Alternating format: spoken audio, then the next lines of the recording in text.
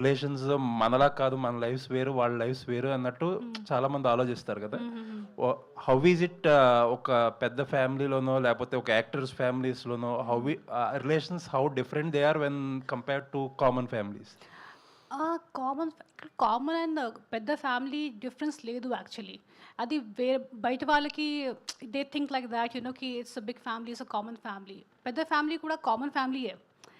They are very simple people. నా family వాళ్ళని కలిసినప్పుడు like they are so simple, they just like అస్.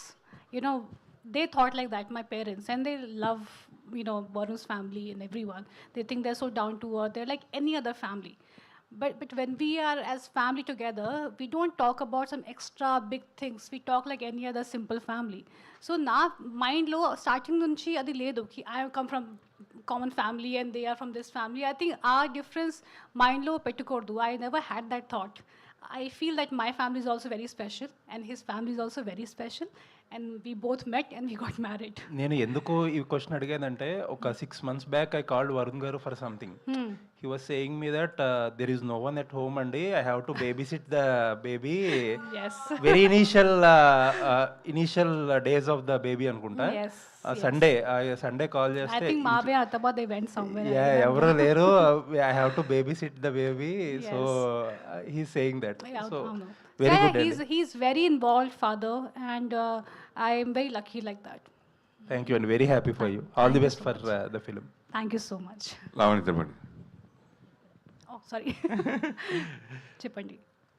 మామూలుగా రామ్ చరణ్ గారు రిలీజ్ చేయడం అంటే అందరికి హ్యాపీ, టీం అందరికీ వెరీ హ్యాపీ. అందరూ థ్యాంక్స్ చెప్పడం వేరు, ఎస్పెషల్లీ మీరు ఇప్పుడు థ్యాంక్స్ చెప్పడం, రామ్ చరణ్ బావకి థ్యాంక్ యూ అని చెప్పడం నిజంగా స్పెషల్గా అనిపించింది.